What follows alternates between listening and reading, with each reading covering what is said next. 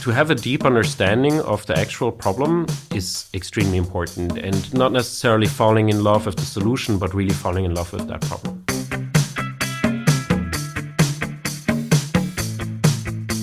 Welcome to the Swisspreneur Show, a podcast about startup stories and learnings from experienced entrepreneurs. Here's your host, Sylvan.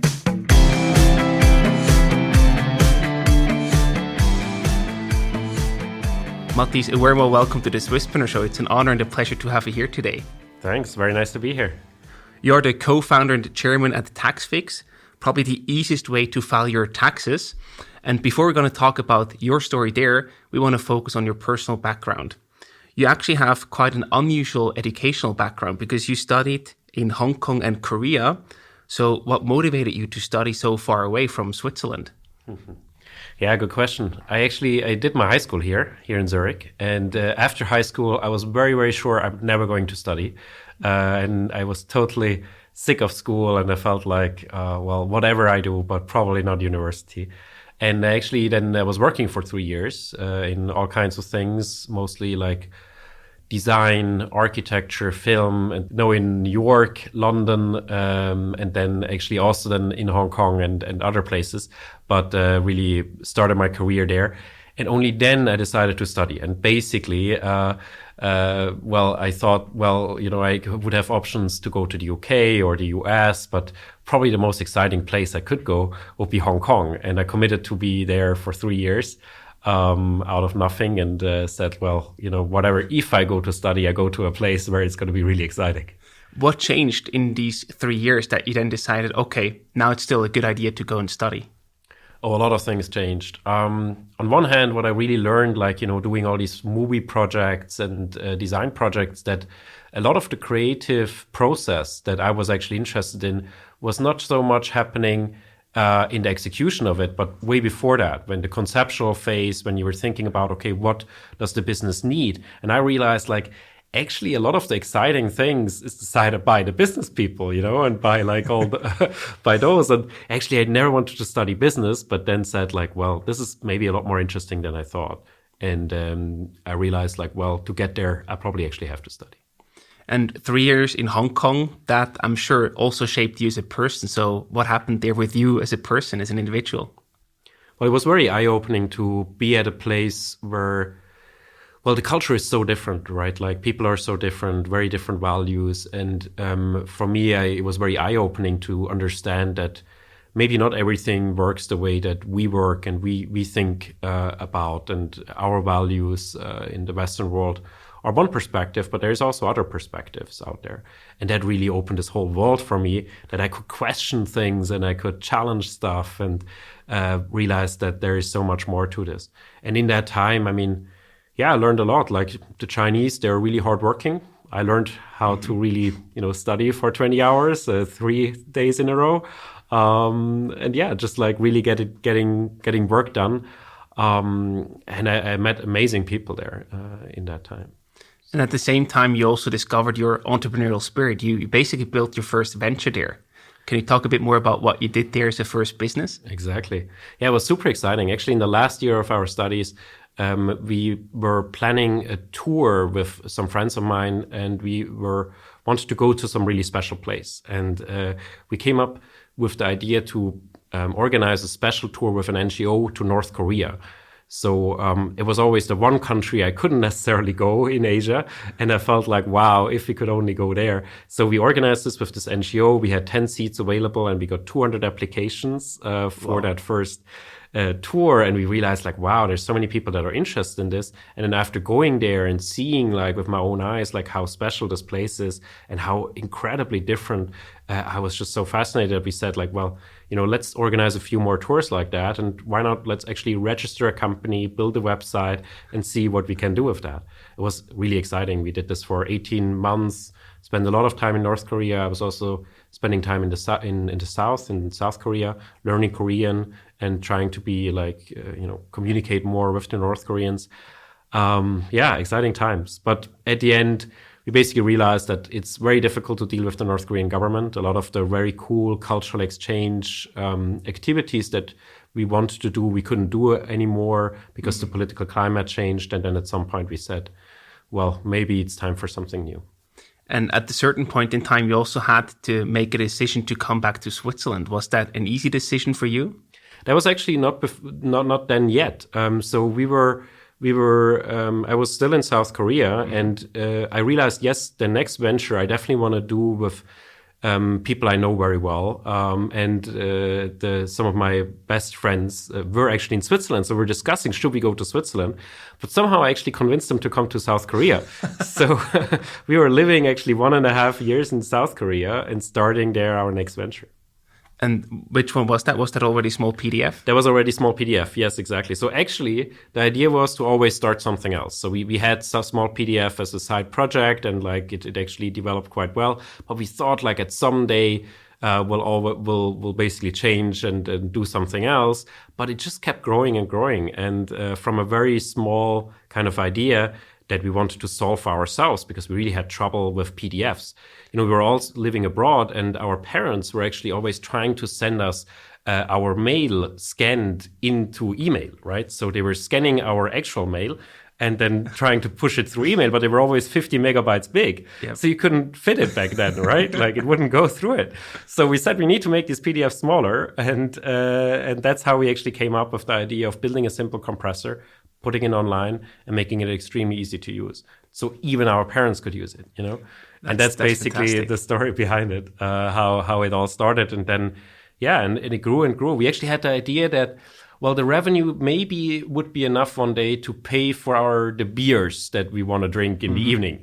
But it turned out to be a lot more than that over time. And we couldn't drink that much beer. And then we actually decided at some point to pay a salary from it, which was, of course, a lot better.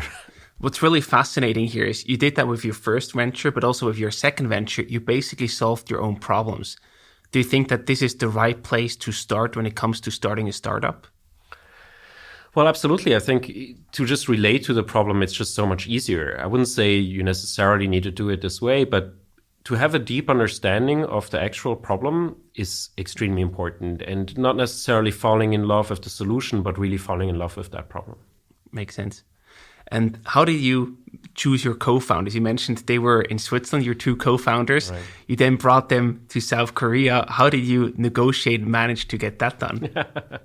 Well, we actually knew each other since we were 10 years old.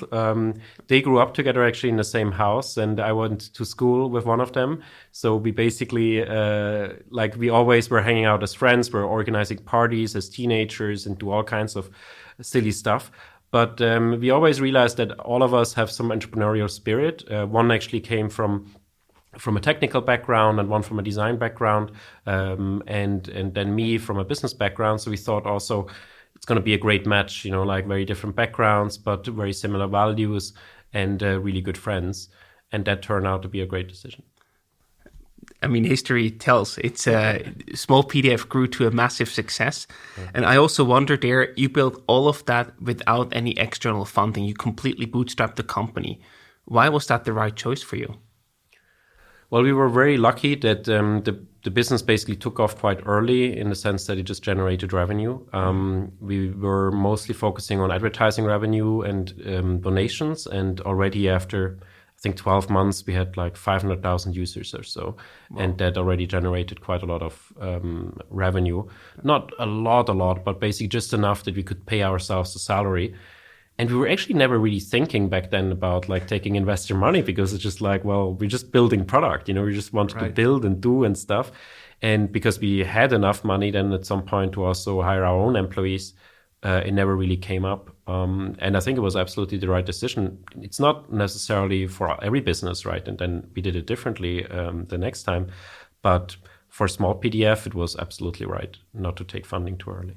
And you mentioned your revenues stay basic. It just came in. First, the advertising business model, and also donations. Then later, you also launched your subscription model. How do you actually acquire the users in the early phase? Did people just search for your service and then found you through Google? Or what was the number one acquisition channel for you? Yeah, I mean, we realized that a lot of people are looking for solutions there and looking at Google. And I didn't know much about SEO, but like I just taught myself everything, watched a lot of videos and read a lot of articles and books, just teach myself like how to deal with SEO. And that was basically the key in the beginning, that we could really, like cater to these searches, optimize our pages, build links and so on to just get our pages to the absolute top results. And that brought us a lot of traffic. Understood. And then despite all the success, if you fast forward a bit, you then at a certain point decided to leave your operational role at Smallpdf. Right.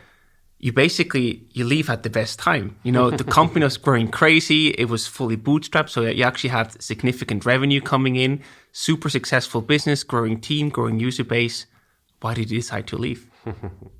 Yeah, good question. It was actually a little bit after that. So we basically, we had moved from South Korea back to Europe. So we had an office in Berlin and one in Zurich. And we're really mostly operating from there. And I think it was two things. It was really like, coming back from to Berlin, we always had this idea of maybe starting something else, right? Like that's basically what kind of was still in the back of our mind. And Lino and I particularly had a lot of conversations. So Manu, our third co-founder, was in Switzerland and we were both in Berlin. And we actually realized, like, what if we actually do something new in Berlin and basically focus the business in Switzerland at that time. And then, I think it was just that urge of, solving bigger problems. There were just so many problems there, like so many, and like no one to solve them, And we felt like there is something bigger that we can solve for. And Smallpdf was just at that inflection point of, really taking off from a revenue side. Back then, we're still maybe 8-10 people or something, so still quite small team. Now today it's one of the 150 most visited websites, and we have over 40 million users and so on, right? It's a whole different level. But basically back then it was just at that inflection point, but we really saw it already taking off. But we also knew it's profitable and it actually can finance, other things. And I remember I was in Berlin and I really felt like, something is missing. I really would like to do something more. And actually I told my co-founders, like, look, I need to take a break. I just need to take a few weeks off because I need to be sure that like it's right for me. It's really the right thing to keep going here, to also move back to Europe after 7 years of Asia was like kind of a big decision for me. And actually I took the Trans-Siberian Railway from Helsinki all the way to Beijing, which was a really fantastic adventure, but also it gave me a lot of time without phone, without anything, like to just sit in the train and just count birch trees to go through Siberia. It's a very long train ride and you just have 50-60 hours just in the train and not going anywhere. It was beautiful to reflect. And actually I think what for me became then very important, I want to work with the people that I really feel like they're great business partners. So it was for me clear I want to keep working with those with Manu and Lino, but also that like I feel like there is more problems to be solved and bigger ones. And that's basically what we discussed then all together when I came back, and we then started looking at different areas, particular problems that were bothering us, but also interesting industries that seemed like right for disruption. Did you never have the fear that if you leave Smallpdf at that inflection point that you just described, that it wouldn't go anywhere and would just eventually also, break down? Yeah. Well, the good thing was that it was still able to be pretty close to the business, right? Still in the beginning, I was very much there. I took a chairman role, but was then very close still with everyone. We had some good people that we had hired, and we felt like actually, at least in these early phases, they handled this really quite well.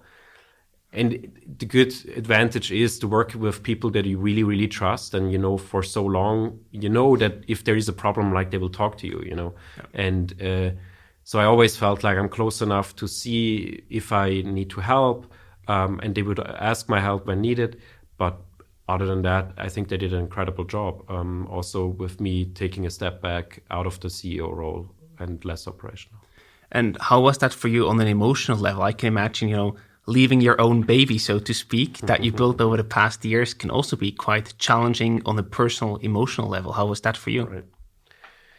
Yeah, I think to some degree, it's kind of bittersweet. I think it's a little bit like a parent that, sees their baby grow up also to a teenager and then maybe leaves the house for college. I think it's also pride that you think you have something that can now be bigger than us or bigger than me, right? Like it is, growing up, being its own organism and its own organization, and it can live by itself, which I think should be the goal for maybe entrepreneur to basically, or parent in that sense, right? To basically have your baby grow up in the end. So yes, bittersweet, but also with a lot of pride. Probably also because you already had the next thing in mind, the bigger problem to solve. I can imagine that this also makes things easier. Right. That was also exciting for sure. Exactly.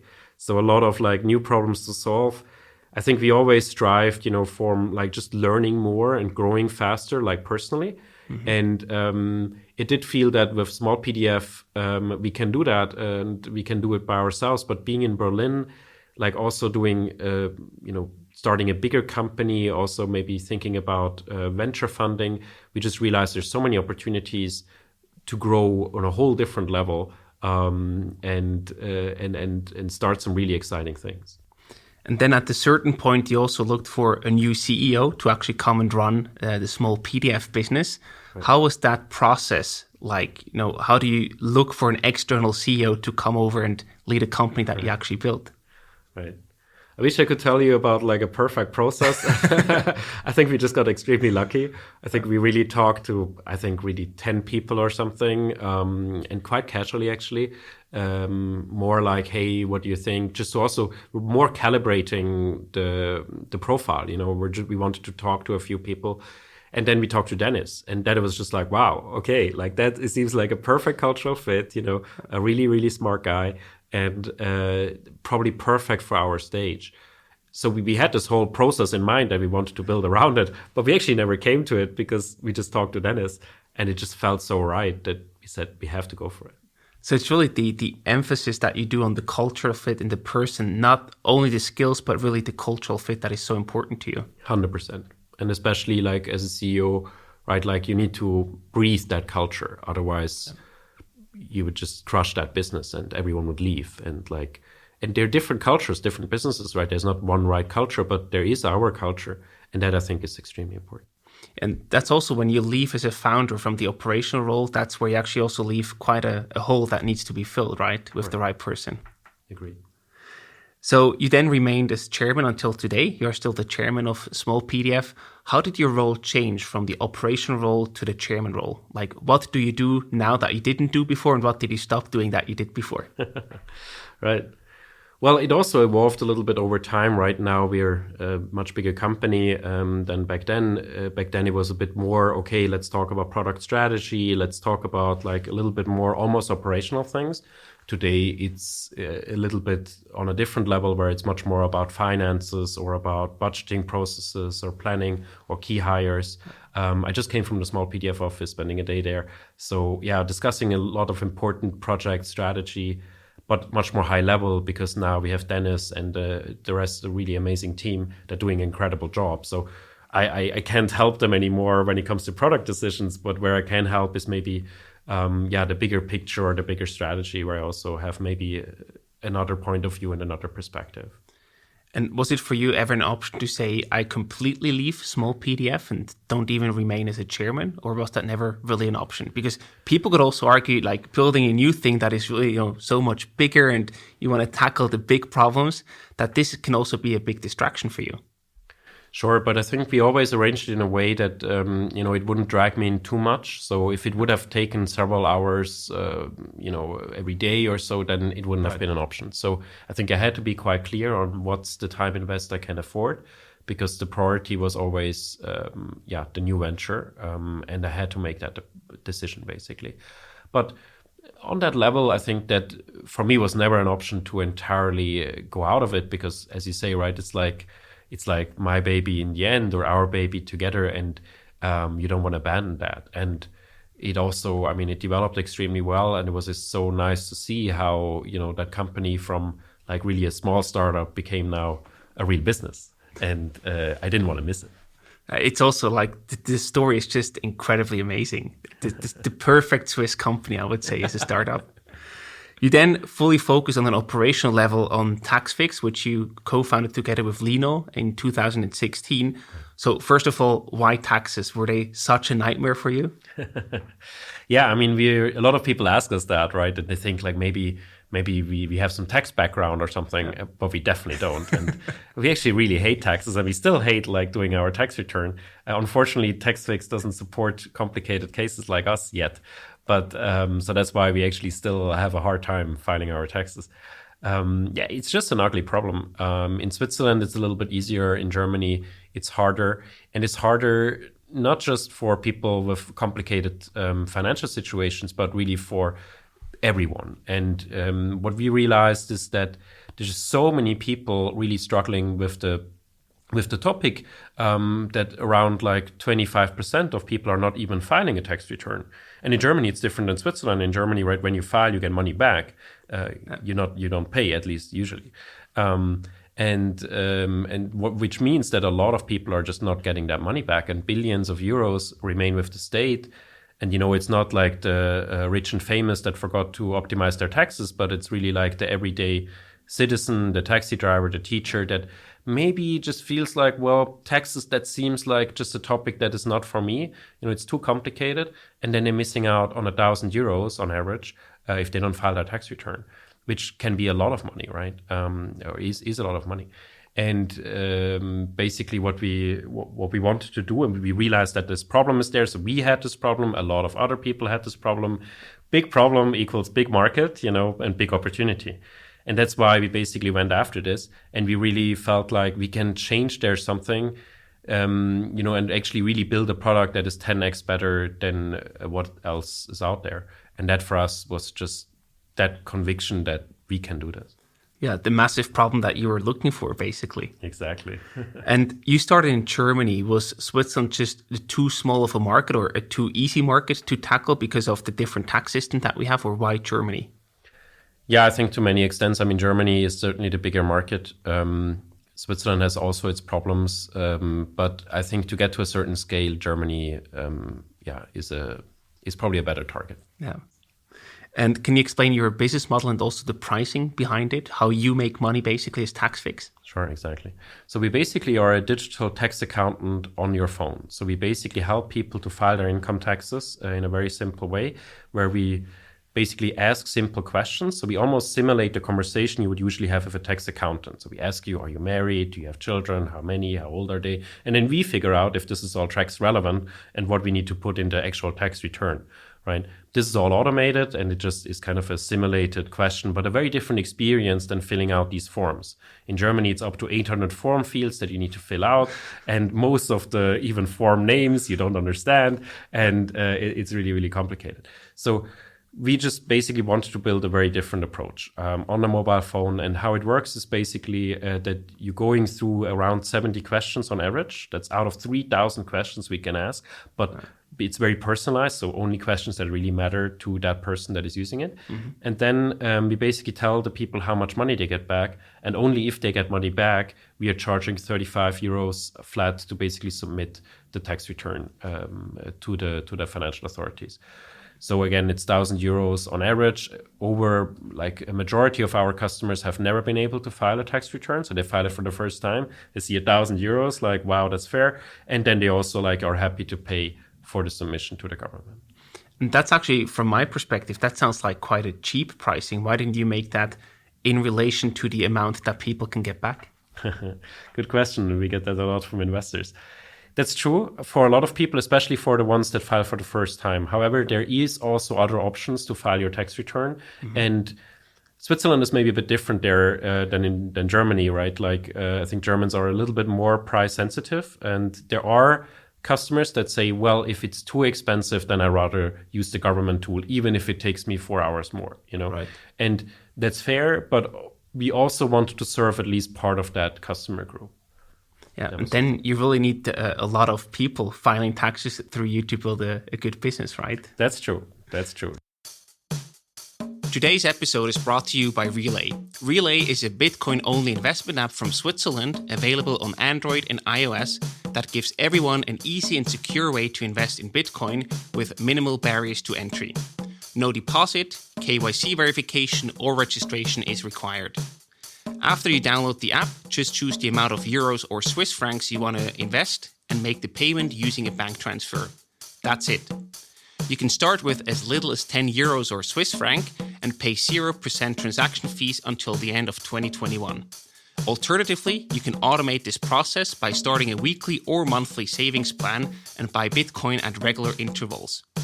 To learn more, head over to relay.ch/ambassadors/Swisspreneur and buy Bitcoin with Relay, Europe's easiest Bitcoin investment app. So how do you acquire the users to then actually use your application? Yeah, that wasn't easy. I mean, look, we started the company with the idea that we actually wanted to finance it ourselves. We put all our savings into the business, like literally everything I had. I think I had 3,000 euros back on my bank account left. And then we put everything in there, and we realized like, well, you know, this is going to be hard. It's a very, very difficult problem to solve. The technology to do this is actually takes a lot of time to develop. And then we had the first time conversations with investors, which went terribly actually in the beginning. So a lot of people said no to us. We had 30, 40 investors in the beginning saying, well, no one will ever file their tax return on a mobile phone, you know. And well, yeah, we were like not so sure anymore after 30 conversations like that. But then in the end, we got really fantastic investors with Creandum and Red Alpine that really believed in it. And they got us 2 million euros. The challenge was though, then we wanted to launch right afterwards, but we realized we're still actually not done. And it takes a lot more time. So in the end, we were delaying the launch, which wasn't really great because that's not what we had imagined. That's also not what we had, you know, told our investors. In the end, it was like 5 months late. But finally, we actually released it, and you know, we're out there and we pressed the button. It was live in the App Store, but no customers. So the classic, the classic. Yeah, you think you build it, then they come, right? But they don't. So like that was definitely the case for us. So we had like, I think, one tax submission a week, and then maybe the next week a few more, and so on. But that was very far away from our business plan. And when you think about 35 euros revenue, of course, that's not much revenue. So we realized like that was hard. It was a lot of things figuring out, you know, like looking at the product, looking at the churn in each step of the funnel and really optimizing that again and again. So we're very, very data driven in how we did that. We looked at a lot of marketing channels, understanding like what works, what doesn't. A lot of things didn't work at all in the beginning. We also had to build some trust and some like, you know, critical base of like early adopters that said like, look, this is great. And I give them 5 stars in the App Store and I'm telling all my friends about it. Yep. And that all of a sudden, like a lot of these things came together. But in the first year, I think we filed as many tax returns as we do now per hour. So that's crazy. Just to give you an idea.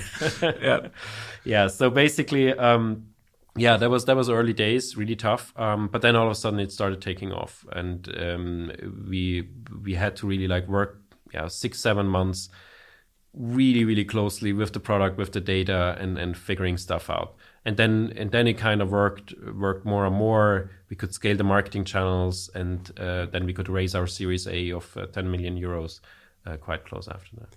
And you mentioned before you got the investors on board, you had the 30 talks where people said, nobody's going to fund that, that's not going to work. What kept you going in that moment? Because then you could also say, maybe they're right, I just pivot, do something else, that's never going to work. What kept you going that tough moment? Totally. Well, I think we had this vision of like, you know, how we want to file a tax return and how maybe probably other people want to file a tax return. And even if they couldn't see it, I think we saw it very clearly in front of us, like that this needs to happen on a mobile phone. And we just saw, you know, mobile banking was just a very new thing back then. But there, like investors also had said the same thing like 2 years ago, was like, well, no one is ever going to use online banking on a mobile phone, right? But that changed dramatically after some of the first neobanks popped out. And I think we had the same conviction around tax filing, and that's really kept us going. And I also think, again, here, it's solving your own problem that can really carry you through the difficult and tough times. Exactly. I think having a conviction that like this will solve the problem, and I understand the problem deeply, that enables so much. And also, I just want to use that myself. Exactly. And one clear difference to Smallpdf that you actually built without any external money is here you took money quite early on. Why was that the right decision? Why do you decide to change your strategy, basically? Right. Yeah, I mean, like, I think, there are different cases, right? For different cases, there's also different financing. And some things you can finance yourself, and some things you could maybe finance yourself, but you also, I don't know, you have maybe the potential as a business case also that is interesting for investors in the first place, which often people forget, right? Like, if you're building a small business, don't take any investors in because it's never going to be interesting. Don't even try, right? But if you're building a mega business, have an enormous market and can really do that, then it becomes an option. Mm-hmm. And then, of course, it's the question like when to take that money and so on. But we also realize like it's going to be extremely hard. And yes, we maybe could have financed it a bit more, maybe a year more, but we also would have, kept it as a very small team. And we only had like 7-8 people in the beginning. So we could have done it with that team, or we said like, look, we could get there a lot faster. And I think speed really matters, especially in these big opportunities, because otherwise maybe if we did it in our own way, and then there would have been another company that was well funded, they might have crushed us. Yeah. Especially in Germany, right, where you have quite more funding available to really own the market in a fast way, basically. Exactly. And I also think that the business model is just different, right? Here you had a really German-focused business, and you probably also had less early adopters than you had at Smallpdf, which also was a global business. So that's also clearly a big difference. Yeah, that's true. But also the cost side, right? It's just if you need 2-3 people to develop a product and you can run it like that, that's great, right? And that's great about software. And also Taxfix is software, but it's a different kind of software. And it's a lot harder to build, and it does take more resources to even get there in the first place. And that means initial investment is quite high, right? To even just get it out of the door. And that, I think, really makes it attractive for a VC case. I also wonder, with your success that you already built with Smallpdf, didn't the 30 investors that said no to you first, didn't that change something in their observation? Because you had a track record, you built a successful company before. Sometimes usually that's something that investors just love, right? Right. It definitely helped, to open some doors, and that actually people would at least listen to us in the first place.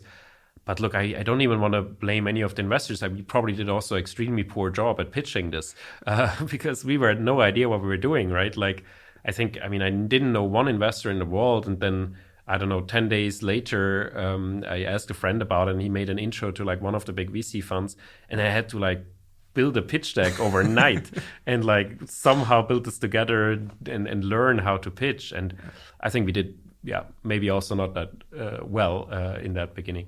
But sometimes it's really hard to see, right? The VCs get a lot of really interesting cases, and they need to make tough decisions. And sometimes you see something that then works. But I think for us, it was very important to find investors that also not just want to give us some money, but also really believe in that vision that we have. And we found that eventually, but it took a little bit of time. So you had a steep learning curve there, so to say. For sure. And steep learning curve is usually also what happens when a company grows steeply. You have now more than 350 employees. And in that regard, also your role as a CEO and founder changes, right? From the small team that is just getting starting out to the 350 employee CEO. Was that ever a challenge for you? Oh, absolutely. Yeah, it's the craziest challenge. It's MBA on steroids. In the craziest, shortest amount of time, you just have to learn it all.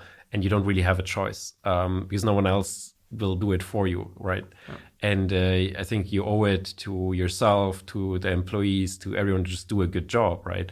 And you want to do a good job, and that just motivates like crazy. And it puts you for me at least, it was an incredible learning process. We actually had we realized basically every 3 months our roles would entirely change, entirely different job description. And what we started doing is really writing down what is actually our current job description and what will it be in 6 months, because it's an entirely different one. And then we also looked at okay, what skills do I need to do well in this new job, and how can I acquire those skills really, really fast, because I need to get them, need to be really, really good at it in 6 months from now, because that's my new job in 6 months. So it's basically change jobs all the time over the years when you grow that quick. That sounds incredibly stressful. Yes. How do you manage that on a personal level? But also extremely motivating, because I think that was always the drive. that we took out of it, just like that incredible learning curve. And I think other people, go through a career like that from like, leading 10 people to 350, that takes 10 years. And we basically had to do it in 2, so, right, or 20 years or more, right? Like usually have a lot more time, and then you can acquire those skills slowly. But for us, I think it's stressful, but I think it was also the one thing that kept me going the most, because it really is so enriching. So it's really both sides, if you can say it that way, right? It pushes you, but it's also really, really stressful. Yeah, exactly. But really, I would really say that this is maybe not stressful in this negative sense of like, I really feel bad about it every day. Mm-hmm. It actually makes you feel good about the job every day, because that is like, wow, like I look back 1 week, I had no idea on how to do this. Now I actually know pretty well how to do this.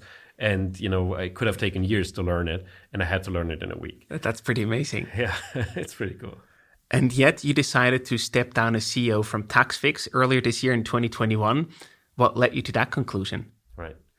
Yeah, so I mean, I think we were always extremely reflected in terms of what is the job, what do we need to do, what do we need to do like right for the company.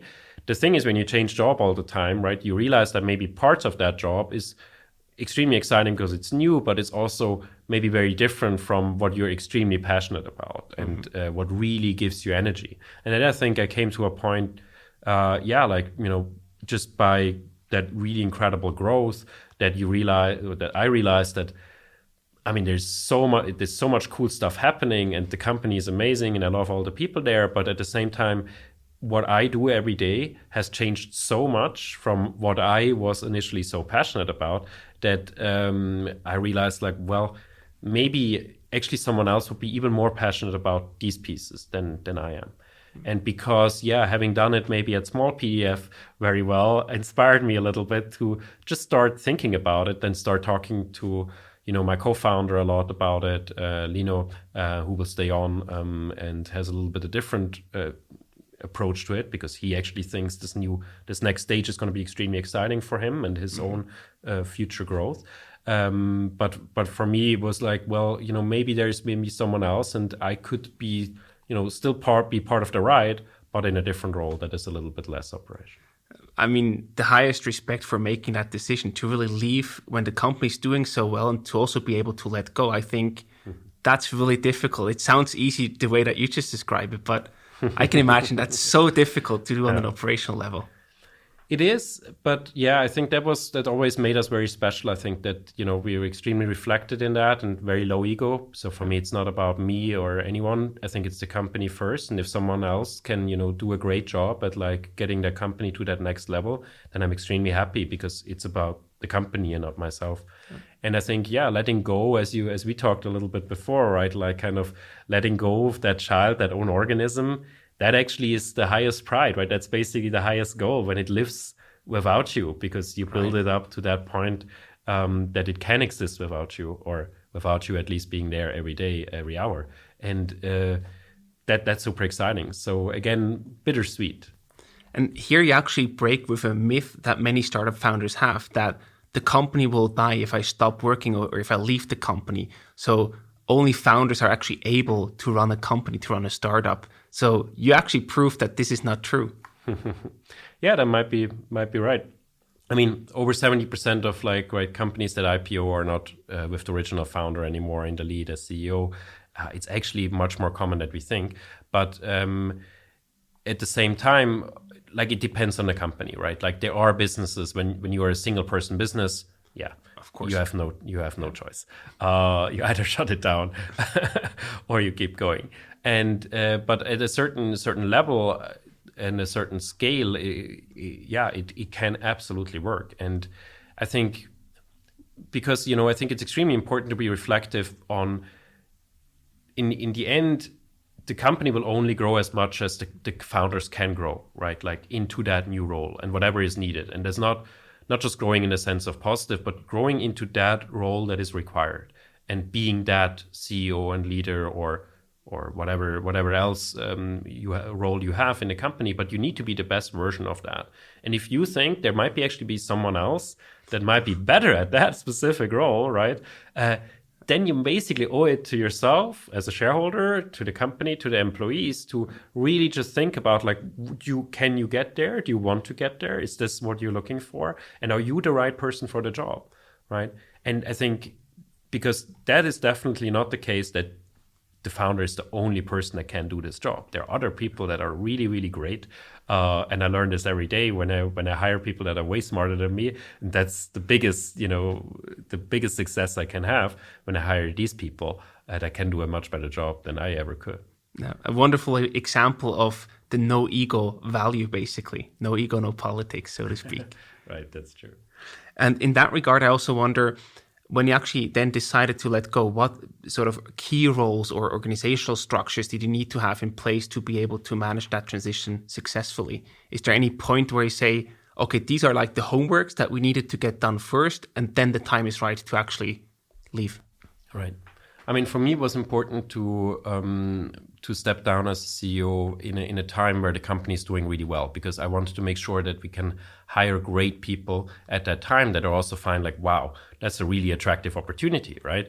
People forget that sometimes. People, these amazing, talented people, they're not looking for any job. They have hundreds of options, right? So why would they go for you? So you better make a good case that it's actually like, wow, this could be a great job for me. Now, we build up a lot of things. I think institutionalized a lot of like the cultural aspects of the company, how, culture is implemented deeply ingrained in processes, in hiring and everything. I think that was one thing that was very important to me, that the values are extremely present everywhere, and that's not something that depends on the founder being there and saying things, but like is actually way, deeper ingrained in the entire organization. Then I think secondly, certainly the management team to, have a very, very strong C-level and VP level that does an amazing job at managing the operations of the business, the day-to-day, right? Yeah. So that you have those people in place, that nothing falls apart if one piece is removed. That I think is an important foundation. Yeah, and then I think having enough funding, having investor support, having everyone on board, because it doesn't work like that you just say like, well, now tomorrow I'm going to go.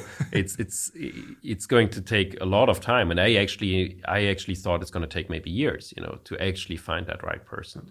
We were very lucky that it actually only took 6 months or so, but it could have gone the other way as well. Or you probably built an attractive enough case to attract the right talent. Maybe yes. You also mentioned before that, there were some roles or tasks that you were more passionate about at the beginning, and then that also changes, of course. So what are the things that you're really passionate about deeply, on the personal level, and what are things that then come up as you grow the company where you might find other people that are more passionate about those tasks and skills needed? Right. Good question. Yeah, I think, I'm a founder. I want to create things. I want to solve problems, right? I'm passionate about problems, looking at them, understanding them, and solving them. And of course, in the beginning, that's the job, right? That's all there is. You just need to solve the problems that you have, and then you have different kind of problems. You have technical problems, you have customer problems, marketing problems, and so on. At some point, these things become a little bit less about the customer, a little bit less about the product and the marketing, but much more about your team, right? Like you want to help your team to be successful, and they are actually solving the problems. And you realize like, well, it's all about enabling them and not really actually telling your team what to do, because your team is actually way smarter than you and they know best, right? So you get quickly to that point. So it's much more than about enabling them and like really supporting them in what they do, because that's the work that they do. And I think that's a really fantastic journey. But what it means as a founder is that necessarily you need to become more of a manager, right? There's a lot of founders that are not good managers, but they don't care and just keep doing their thing, yep. Which of course then really holds the company back at some point, because in the end, if you have a few hundred people, you can't manage, or you can't do that anymore, right? It's not good practice. People will leave. People will say like, oh my God, I don't want to work here. And that's fair too. But I think the reality is that these things need to happen. And that's probably the pieces that I think just other people are even more passionate about it. And even though for me, I really care about the people in the business, but in terms of how I spend my day, it just has changed a lot in that regard. And yeah, I think I did miss that a little bit. So it's really also that building or being close to actually the real execution, what you miss. Right. Yeah, absolutely. I think really building things out of nothing, that's probably what, excites me the most. I can fully understand that. And I wonder also, what influence did your personal life have on your decision? Because you will become a father soon, I heard. Yeah, that's true. That's true. Actually, we learned about that after we hired our CEO. Okay. But still, like now, this is actually a very nice, lucky coincidence. Personal life, right? You don't have much of that as a founder. It's not necessarily as something that was, very important to me to like have a lot more free time, but it's not really about free time, but it's really about like, because I'm most passionate about building things, right? So that's in the end what I want to do with my time. But I think it is now after 10 years being CEO of a startup, I think it would be nice to have maybe a few vacations, breaks, and just a little bit of a breathing time. And now, basically starting a family with my wife has been, a really lucky coincidence that we can do this right now when I have a little bit more time for it. Absolutely. And if you look at the numbers, the impressive numbers, you're active in 3 countries today. You helped to reclaim more than 900 million euros so far from taxes. And we already heard you also employ more than 350 people. So we wonder now if the next step, what will be next for you? What will you do with your new time that you have available? What will you build, basically? That's a good question. I don't know the answer, but for me, it's very clear that I don't want to make any decisions for now that, what is going to be next. There's going to be something, if it's a company or not, or something else that could be many things, but I'm certainly not done in like building things. So we'll see. I'm curious myself. We'll find out, and maybe we speak again in a year or so. So we are also curious to see what you're building next then. Right. And also for Taxfix, basically what will be next for the company? I mean, IPO is probably the way that we see forward for you from the external. Could be just one stepping stone, right? Also, IPO is not the end, but we don't know yet, and certainly not right away. I think we have still a lot of work to do, a lot of really exciting things, international expansion, a lot of new services. We want to actually, as you say, we help our customers already to get so much money back, right? Like almost 900, like over 900 million euros. In tax refunds that they otherwise wouldn't have received, right? Because they didn't do a tax return before. So it's incredible. But we also see a lot of more opportunities where people just are spending money in finances, in their financials, where we could help them to optimize that as well. And not just optimizing taxes, but really optimizing all bigger financial decisions because, we also have a lot of data points there, and with the permission of our customers, we could actually say, what about we look at maybe the data points that are in there to enable them to make smarter financial decisions in their investments, in their insurances, and so on and so on. Where can I sign up for this? I would be definitely a user. Not yet, but definitely working on it. I mean, it's also cool, if you help them to get money back, they can do something with that money. They could invest it, for example. So that's also a very interesting field to look into, certainly. Exactly, yeah. So another interesting field are your resources and gadgets. So we wonder, what resources and gadgets can you recommend to our listeners? Oh, resources and gadgets. It can be anything from books to blogs, podcasts, or also little gadgets that make your daily life easier. So what I started to explore is VR boxing. And there's this FitX, I think it's called, the app. And it's really, really good. So you're just 20 minutes basically boxing into the air. It looks ridiculous from the outside, but it's actually a lot of fun, and you're totally broken afterwards, or at least me, because it's extremely exhausting. And after 20 minutes, one of the best workouts. There is, what else is there? There's the new Netflix book about breaking the rules. Really fantastic read, I'd say. I think these are the most important things that just come to mind. I think that's a good, usually the first thoughts are the best ones. That's a good point. Yes, you should go for that. So for the very last part, we have some rapid fire questions for you. I give you a selection of 2 or 3 options, and you have to explain your choice in 1 sentence. Are you ready? Yeah, all right. Hong Kong, China, or Korea? Korea, I think, was definitely the country I spent most time in.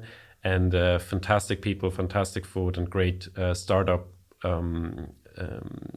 industry there. Bootstrapping or VC money?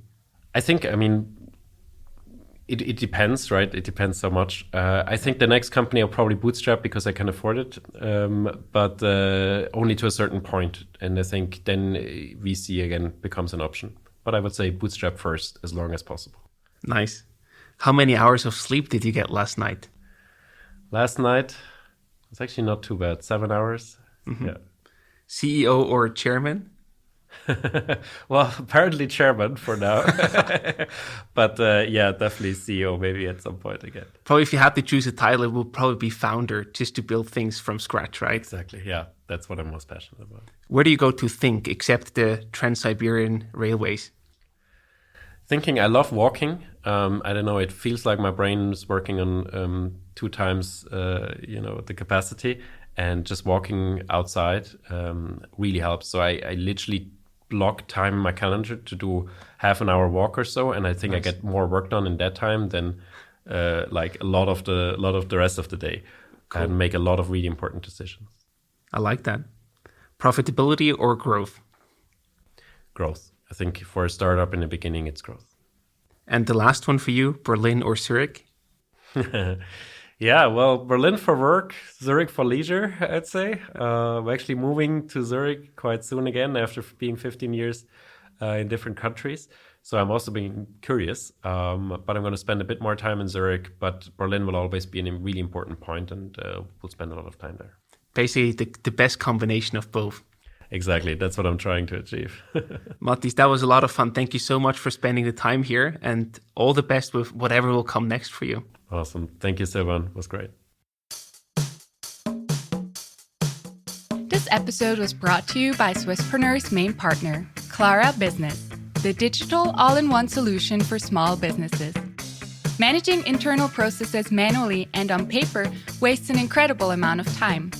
That's why Clara digitizes everything, allowing you to focus on what really matters, your core business. Go to clara.ch to find out how your business administration can be simpler, faster, and more efficient. Again, that's clara.ch.